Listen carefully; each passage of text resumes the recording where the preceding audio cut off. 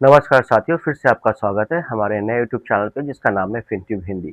आज हम बात करेंगे कि क्या वॉरेन बफेट अपने लाइफ में हर बार करेक्ट हुए, कभी कोई मिस्टेक नहीं किए और हमारे जो इंडियन कॉन्टेक्स्ट में हम ये बात करें कि या हम लोगों के पास जो रिटेल इन्वेस्टर है वो क्यों नहीं उतना रिस्क ले पाते हैं, वो कैसे अपने दिमाग से सोचते हैं और क्यों नहीं उनको भरोसा होता है खुद पे। अर्लीज 1970 में जब बहुत स्मार्ट जो वॉरेन बफेट है और वहाँ पे जब क्रैश आने वाला था तो मिड 1970 में 1968 से उन्होंने अपना पैसा निकालना स्टार्ट कर दिया था और फाइनली जो 1970 के आसपास उन्होंने अपना सारा पोर्टफोलियो खाली कर लिया था और उसके बाद मार्केट बहुत ज़ोर से गिरा था और जो मार्केट था स्टैक इन्फ्लेशन के वजह से वो मार्केट लगभग 4 साल 5 साल 6 साल तक वैसे ही टिका रहा और फिर धीरे धीरे जो वॉरेन बफेट है उन्होंने अपना पैसा डाल के रखा। तो ये कैसे सोच पाते हैं और हम लोग क्यों नहीं सोच पाते हैं, उस पे हम आज डिस्कशन करेंगे। और कैसे उनका एक जो मिस्टेक है कोविड के पीरियड में उन्होंने अपना सारा पोर्टफोलियो खाली कर दिया और वो कंप्लीट जो रैली थी कोविड की उन्होंने मिस कर दिया। तो ये हर वक्त याद रखना कि आप भी वॉरेन बफेट जैसा उतना अगर आप बिलीफ सिस्टम खुद के अंदर ला पाओगे, खुद से अगर आप सोच पाओगे तो फिर आप बिल्कुल वॉरेन बफेट टाइप सोच पाओगे। इसको बहुत सिंप्लीफाई रखना है, जैसे वॉरेन बफेट बहुत सिंपल सोचते हैं, बहुत रिलैक्स सोचते हैं।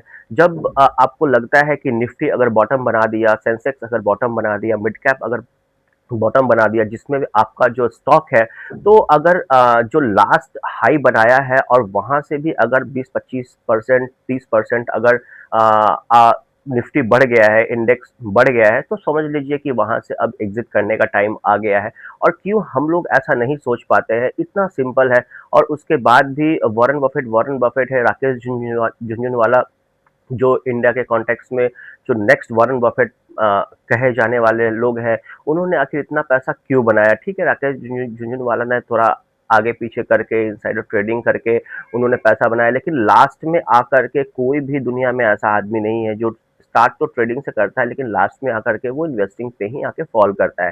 क्योंकि उतना रिस्क एपेटाइट अगर आप भी ले सकते हो तो आप लो, ये आपका चॉइस है। खैर, मैं तो ट्रेडिंग के बारे में बिल्कुल नहीं बोलता हूँ।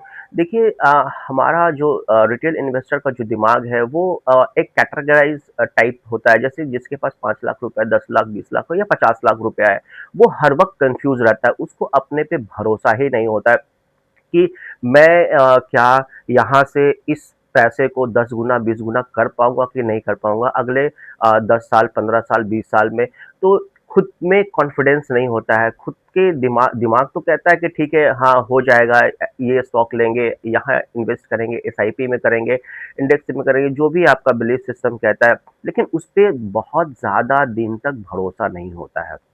उसपे बहुत ज़्यादा दिन तक हम लोग को खुद पे ही अपने ही स्टॉक पे और अपने ही जो इन्वेस्टमेंट पे भरोसा नहीं होता है।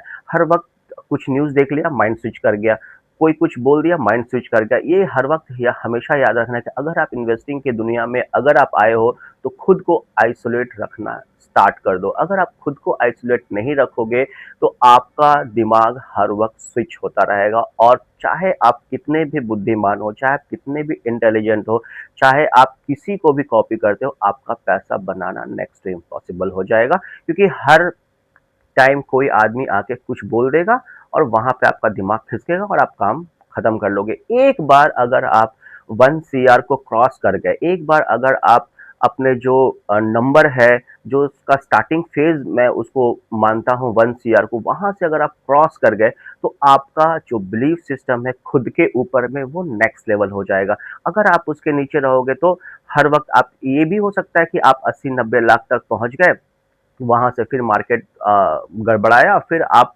30-40-50 पे आ गए, वहां पे जा करके हो सकता है कि आपका पूरा जो बिलीफ सिस्टम है इंटायर 5-7 साल का, वो आप डिस्ट्रॉय कर लोगे। तो हर वक्त हमेशा याद रखना है कि जीवन में अगर मान लीजिए 20 साल 15 साल 10 साल जो भी देना है वो अपने कॉन्फिडेंस पे, अपने दम पे देना है आपको, किसी के सुनने सुनाने टिप ट्रिक्स कुछ नहीं। जो आपको लगता है वो आप बिल्कुल कीजिए।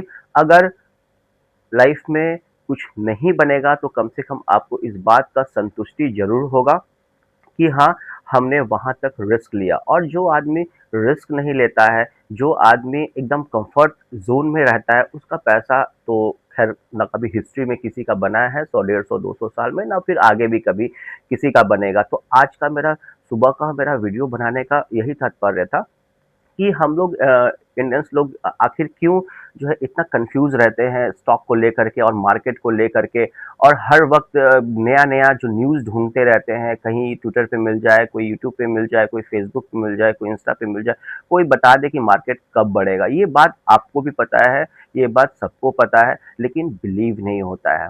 आप इसको एकदम सिंपल अगर एनालिसिस करके समझोगे तो फिर आपको समझ में आएगा कि अभी ये बेयर मार्केट कितने दिन तक चल सकता है। खैर ये कोई प्रिडिक्ट नहीं कर सकता है कि कोई कितने दिन तक चल सकता है, लेकिन एक सेंस आपको आएगा। आप देखिए वॉरेन बफेट भी यही सोचे थे कोविड में कि मार्केट एकदम कोलैप्स कर जाएगा, मार्केट नहीं उठेगा, 5-7 साल नहीं उठेगा। उन्होंने अपना धीरे-धीरे करके सारा पैसा निकाल दिया। इनफैक्ट जब भयानक तरीके से जब रैली आई, ठीक 3, 4, 5, 6 महीने में 1.5 से 2 साल में लोगों के पैसे 5-5, 7-7 गुना, 10-10 गुना हो गए। तो कंप्लीट जो पोर्टफोलियो वो 3 गुना से जब ग्रो किया, तब भी वॉरेन बफेट पैसा नहीं डाले और फिर से मार्केट कंप्लीट वो खाली करके बैठे हुए हैं। तो ऐसा होता है कि इतना भी बुद्धिमान आदमी, इतना पैसा बनाने के बाद भी आदमी कंफ्यूज हो जाता है। तो आपका और हमारा बात तो खैर अलग ही है। अभी कोई आपको अगर 100 करोड़ रुपया दे दे, आदमी देखिए कंफ्यूज कैसे होता है। मैं आपको एक एग्जांपल से समझाता हूँ। अभी आपको कोई 100 करोड़ रुपया दे दे और बोले कि इसको आप मैनेज करो। आप कैसे मैनेज करोगे? आप पॉसिबल नहीं है कि आप मैनेज कर पाओगे। क्यों नहीं मैनेज कर पाओगे? क्योंकि आप ये सोचोगे कि चलो 100 करोड़ रुपया है, मैं इसको बैंक एफडी कर दूँ, 5 बैंक में दे दूँ, 20-20 करोड़ रुपया, बात खत्म हो गया। वहाँ से अपना एफडी उठाता रहूँगा, 7% 7.5% जो भी है, या 6%। तो आपको हर वक़्त दिमाग में यही लगता रहे कि पता नहीं अगर बैंक बंद हो गया, बैंक कोलैप्स कर गया, कुछ हो गया, तो फिर वहाँ से आपका कन्फ्यूज़न स्टार्ट हो जाएगा। फिर आप सोचोगे नहीं मैं 100 करोड़ का गोल्ड ले लेता हूँ। तो गोल्ड में अगर आप फँसोगे तो आप 10 साल, 15 साल तक फँस जाओगे, ये भी आपको पता है। तो उस हिसाब से भी आपको लगेगा नहीं अरे! तो ये गोल्ड भी गड़बड़ है। फिर सोचिएगा नहीं मैं तो स्टॉक में इन्वेस्ट कर देता हूँ। मैं 100 स्टॉक ले लेता हूँ 1 करोड़ का, 100 स्टॉक का जो पोर्टफोलियो हो जाएगा वो हो जाएगा। फिर आपको दिमाग में लगेगा पता नहीं अगर पूरा मार्केट कोलैप्स कर गया तो ये 100 करोड़ का सीधे मतलब 60 करोड़ 70 करोड़ रुपया हो जाएगा। तो क्या करें? तो अगर आपका अभी तक पैसा नहीं बना है तो वो कन्फ्यूज़न है, और जब बहुत ज़्यादा पैसा बन जाएगा तब भी आपका कन्फ्यूज़न स्टार्ट हो जाएगा। अब ये फर्स्ट 1 करोड़ तक आपका जो कॉन्फिडेंस है वो नेक्स्ट लेवल पहुँच जाएगा, वहाँ से 10, 15, 20 करोड़ तक सेम कॉन्फिडेंस रहता है। फिर आप 20 करोड़ के बाद जैसे ही आगे भागोगे, अब आपका 25 करोड़, 30 करोड़ अगर बनना स्टार्ट हो रहा है, फिर एक नेक्स्ट लेवल का कन्फ्यूज़न आपके दिमाग में स्टार्ट हो जाएगा। तब वहाँ पे आपको ज़रूरत पड़ेगा, या उसके पहले ही आपको फिर ज़रूरत पड़ेगा कोई एक फंड मैनेजर का। तो जब आपको आवश्यकता है फंड मैनेजर का, ये सब काम खुद से तो बिल्कुल भी नहीं करना चाहिए। ख़ैर आपके जीवन में अगर 10, 20, 50 करोड़ अगर बन चुका है तो ऑलरेडी आपके पास कोई न कोई फंड मैनेजर होगा, क्योंकि इतना बड़ा रिस्क कोई खुद से नहीं लेता है। अगर कहते हैं ना कि अगर कोई बीमारी है, अगर मुझे जाना ही है, कुछ प्रॉब्लम होना ही है, तो क्यों ना बड़े डॉक्टर से दिखवाया जाए। छोटे-मोटे डॉक्टर से नहीं दिखवाना लोग पसंद करते। तो उसी वजह से अगर जब आपका पोर्टफोलियो अगर इतना बड़ा हो जाए, तो आपको एक फंड मैनेजर का आवश्यकता होगा, बनिस्बत कि ना आप ये सब काम खुद करने लगोगे और यूट्यूब का वीडियो देख करके और ये सब करके।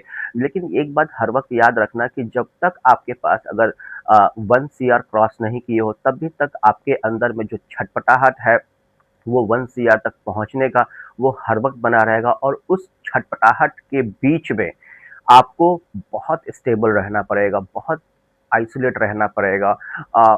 बहुत आप अभी का जो मार्केट है, अभी का मार्केट में आप वीडियो देखने से ज़्यादा बढ़िया है कि आप अपना इनकम को डबल ट्रिपल करने के बारे में सोचें और उस पैसा को इन्वेस्ट करने के बारे में सोचें।